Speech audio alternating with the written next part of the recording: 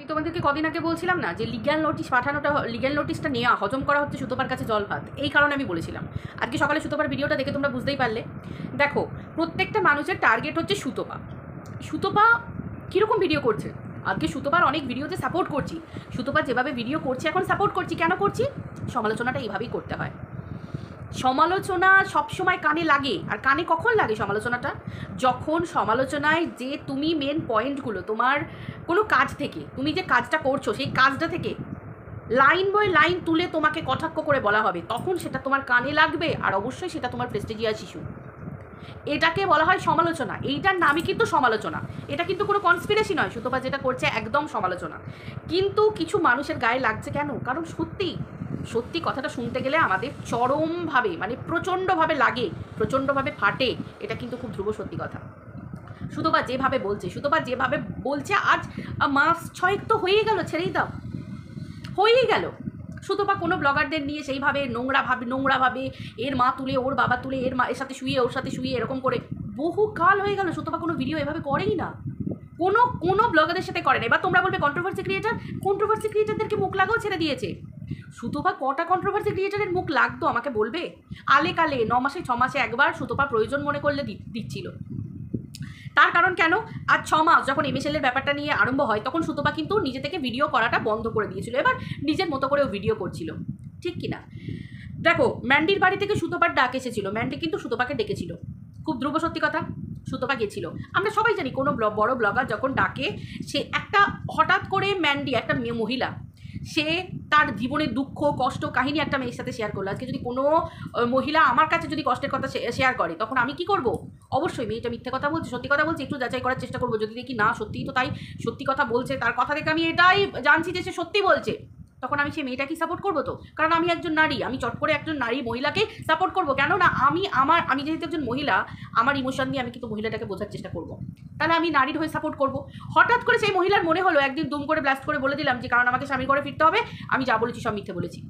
তাহলে এই জায়গায় কালপ্রিট কে হচ্ছে? সুতোপা হচ্ছে। কটাক্ষ করা হচ্ছে কারণ মেন মোটো তো হচ্ছে সুতোপাকে নিচে নামানো, মেন মোটো হচ্ছে সুতোপাকে শেষ করা। এখানে কোনো মানুষ কোনোভাবে বুদ্ধি দিয়ে কথা বলে, যুক্তি দিয়ে কথা বলে না, যুক্তি দিয়ে বুদ্ধি দিয়ে কথা বলে না। না হলে কোন সময় এমএসএলকে নিয়ে এমএসএল কেস করে দিয়েছে, এমএসএল কিন্তু চুপ করে বসে আছে, উজ্জ্বল কণিকা, ওরা কিন্তু ওদের ভিডিওতে কোনো কথা বলে না। অথচ দেখো এই নোংরা কন্ট্রোভার্সি ক্রিয়েটাররা যারা সুতোপার মা বাপ তুলে কথা বলেছে, যারা সুতোপার পরিবার তুলে কথা বলেছে, একইভাবে সুতোপা যেভাবে এমএসএলকে বলেছে সেইভাবে সুতোপাকে বলে গেছে দিনের পর দিন। তারা কিন্তু একটা মুহূর্ত বন্ধ হয়নি। তারা সেই পুরনো কথা নিয়ে সুতোপাকে তুলে প্রত্যেকটা ভিডিও করেছে। একটা মানুষ যে ভালো হবে, একটা মানুষ যে নিজেকে শুধরোবে, এদেরকে তো সেই মানুষটাকে শুধরাবার তো একটা স্টেপ দিতে হবে, একটা পর্যায় দিতে হবে না।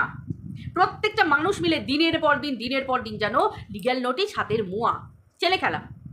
হ্যাঁ, লিগ্যাল নোটিশ একটা প্রেস্টিজিয়াস ইস্যু। কেন না? প্রেস্টিজিয়াস ইস্যু কীরকম ধরনের লিগ্যাল নোটিশ পাঠানোর আগে না, এই যে এখন ব্লগাররা নিজেদের স্বার্থসিদ্ধি প্রকাশ করার জন্য, নিজেদের স্বার্থসিদ্ধি মেটানোর জন্য, শোনো, নিজেদের স্বার্থে যদি আঁতে যদি কেউ ঘা মারে, যদি সেই জায়গাটাকে কেউ গ্লোরিফাই করে বলে, কেউ যদি বলে যে এই ব্যাপার, তার যদি আঁতে ঘা পড়ে, সে তো ফোঁস করবেই, স্বাভাবিক। সেই ফোঁস করার দরুন কী হচ্ছে?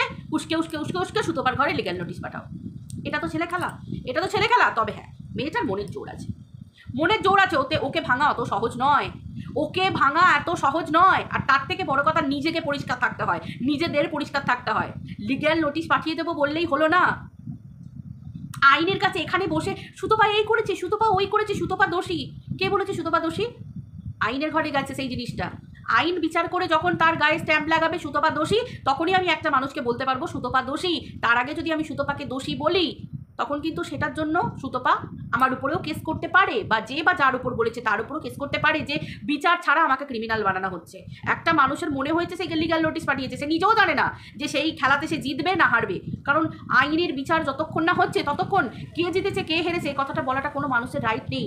লাস্ট মুমেন্টেও একটা ছোট্ট প্রমাণও কিন্তু পুরো খেলাটাকে বুমেরাং করে দিতে পারে, তাই না? এর জন্য কি মানুষের কর্মটাকে ঠিক করতে হয়। তুমি যেটার উপর নির্ভর করে আরেকজনের উপর অ্যালিগেশন দেবে, তোমাকে নিজেকে অনেকটা পরিষ্কার থাকতে হয়। এটা হচ্ছে ব্যাপার। এই যে ফ্রেঞ্চ কাট দাড়িবাবু, ইনি যে আবর্জনা পরিষ্কার করার জন্য সুতোপার বাড়িতে নোটিশ পাঠালেন।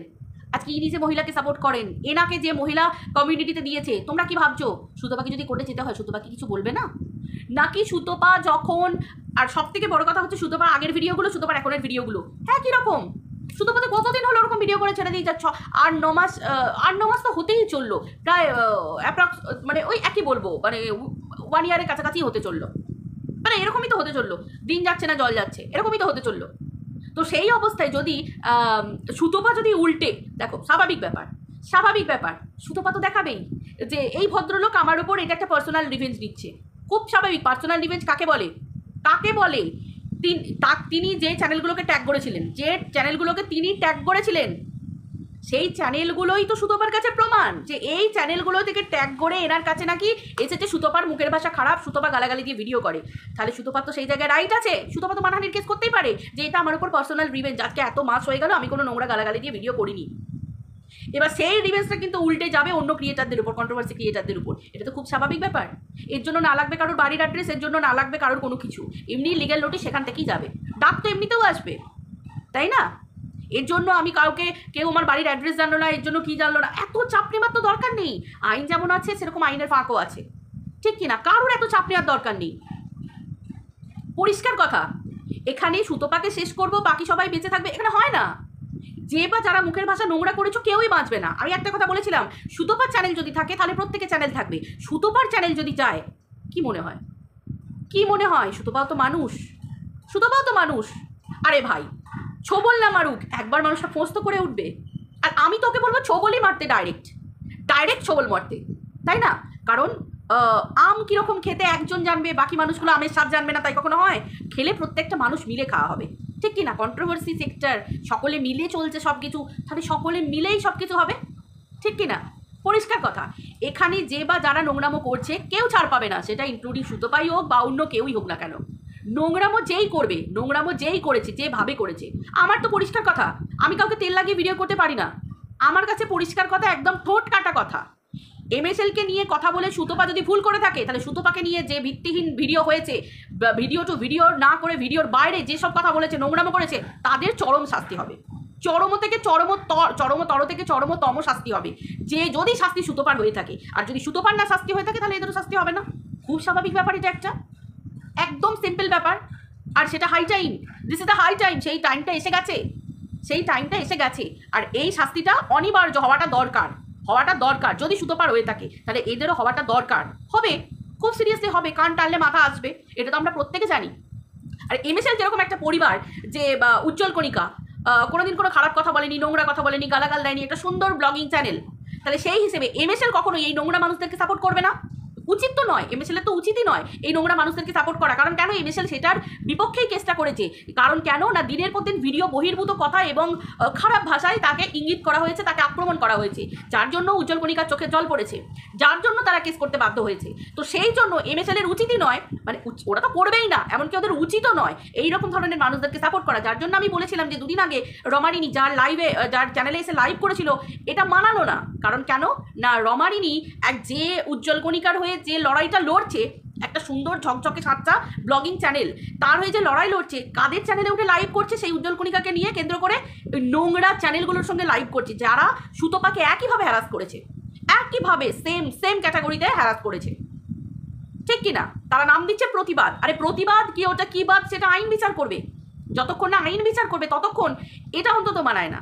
কারণ রমারিনীর কাজটা কিন্তু একটা পরিষ্কার ঝকঝকে তকতকে একটা স্বচ্ছ কাজ, সেই কাজটা কখনো এইরকম ধরনের নোংরা চ্যানেলের লাইভে উঠে এটা কিন্তু ওদেরকে মানায় না। এটা আমার মনে হয়। আর সব থেকে বড় কথা, আমি একটা জিনিস মনে করি, যতক্ষণ না কারো শাস্তি আইন লিখে দিচ্ছে যে চলো আমি স্ট্যাম্প মেরে দিলাম, এ হচ্ছে কালপ্রিট, এ হচ্ছে দোষী, এ হচ্ছে ক্রিমিনাল, ততক্ষণ পর্যন্ত কারোর উচিত নয় কাউকে এরকমভাবে হ্যারাস করা এবং কাউকে বারবার দোষী সাব্যস্ত করা। কারণ কেন না, আমার ক্ষেত্রেও তাই একই ব্যাপার। আজকে আমি যদি কারোর নামে কেস করি, আমার রাইট নেই আমি কাউকে ক্রিমিনাল দোষী বলে সাব্যস্ত করব না। যতক্ষণ না পর্যন্ত আইন তাকে স্ট্যাম্প মারছে, আমার কোনো রাইট নেই সেই অবস্থায়, ঠিক কি না? আমি জানি আমি কাজ যতটুকু করেছি ততটুকু ঠিক করেছি কি না করেছি। অতএব এই ফন্দীপ কেস করছে, এই ফ্রেঞ্চ কাট কেস করছে, এই কাট কেস করছে, এগুলো এমন কিছু ব্যাপার নয়। আমার কাছে টাকা থাকলে আমিও কেস করে দিতে পারি। আজকাল বাড়িতে বসে অনলাইন কমপ্লেন করা যাচ্ছে, আমাকে কোনো জায়গায় যেতে হচ্ছে না, প্রত্যেকটা মানুষকে যেতে হবে না, তাহলে আইন অনেকটা এগিয়ে আছে। তো সেই ক্ষেত্রে যে কোনো মানুষ যে কোনো মুহূর্তে পয়সা থাকলেই করতে পারে, ঠিক কিনা? পয়সা থাকলেই করতে পারে। তারপর এখনকার মানুষের হচ্ছে ওই যে বললাম প্রেস্টিজিয়াস ইস্যু, কারণ কেন ব্লগার, বড় বড় ব্লগার কীভাবে ব্লগিং চ্যানেল দাঁড় করাচ্ছে সেটা বড় কথা নয়। বড় কথা হচ্ছে প্রত্যেকটা মানুষই এখন বড় বড় ব্লগার। ভিউয়ার্সরা প্রশ্ন করছে তুমি করবে না, তুমি করবে না, তুমি চুপ করে থাকবে, তুমি এই করে থাকবে, ইন্ধন যোগাচ্ছে। তারপর তো কন্ট্রোভার্সি ক্রিয়েটারদের ইন্ধন তো আছেই, ছেড়েই দাও, নোংরা নোংরা কন্ট্রোভার্সি ক্রিয়েটার, তাই তো? তো ব্যাপারটা হচ্ছে সেটাই যে এই যে ফ্রেঞ্চ কাট দাড়ি যে সমস্ত কন্ট্রোভার্সি ক্রিয়েটারদেরকে ট্যাগ করেছিল, তাদের মুখের ভাষা ফ্রেঞ্চ কাট দাড়ি কি দেখেনি? আবর্জনা পরিষ্কার। এটা একটা কত বড় ঘটনা। তাহলে এই ঘটনাটা যখন আইন কোর্টে পেশ করা হবে, এই ঘটনাটা যখন এটার পরিপ্রেক্ষিতে অলরেডি সেটা হচ্ছে অবশ্যই, এই ঘটনাটা যখন দেখানো হচ্ছে যে দেখুন সুতপার ভিডিও 6-7 মাস 8 মাস, আর এদের ভিডিও নোংরা গালাগালি ভাষা, নোংরা কথা বলা, দিনের পর দিন টিনোকে নিয়ে আক্রমণ করা, দিনের পর দিন ম্যান্ডিকে নিয়ে আক্রমণ করা, যে নোংরা নোংরা ভাষায় গালাজ করা হয়েছে সেই জিনিসটা বিচারটা কে করবে? অবশ্যই আইন করবে, বিচারপতি করবে।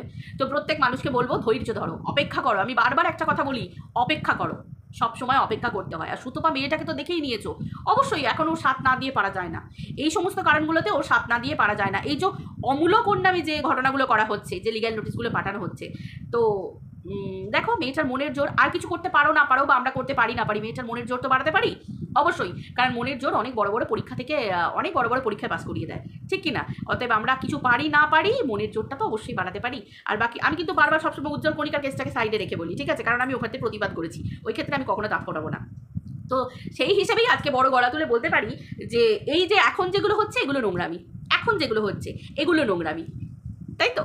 এগুলো একদম চরমতম নোংরামি। কারণ এই সমস্ত কন্ট্রোভার্সি ক্রিয়েটারদের মুখের ভাষা একটা বাচ্চা শুনতে পারবে, একটা বয়স্ক মানুষ শুনতে পারবে, একজন গুরুজন মানুষ কেউ শুনতে পারবে? কেউ শুনতে পারবে না। তাদের মুখের ভাষা, তারা নাম কি দিচ্ছে? প্রতিবাদ, তাই তো? সুতপাও নাকি বলে প্রতিবাদ করছি, এরাও নাকি বলে প্রতিবাদ করছি। তাহলে এবার আইন বিচার করবে যে কারটা প্রতিবাদ অ্যাকচুয়াল, ঠিক কিনা? আর প্রতিবাদের ভাষা আমি তো বাপকালে শুনিনি কখনো, যেরকম জঘন্য ভাষা হয়, এখানে ঢুকিয়ে দেবো, ওখানে করিয়ে দেবো, ল্যাটা মাছ, শোল মাছ, এই মাছ ঢোকাবো, বার করবো, থেতো করবো, ঢোকাবো, নুন লঙ্কা দিয়ে দেবো, গুঁড়িয়ে দেবো, এখানে এই করে দেবো, ওখানে রস বেরোচ্ছে, ওখানে এই হচ্ছে, আমি বাপকালে শুনিনি। বাট আইন কোনোদিন শুনেছে কিনা, বিচারপতি কখনো শুনেছে কিনা, সেটা একটুখানি দেখার আছে, তাই তো?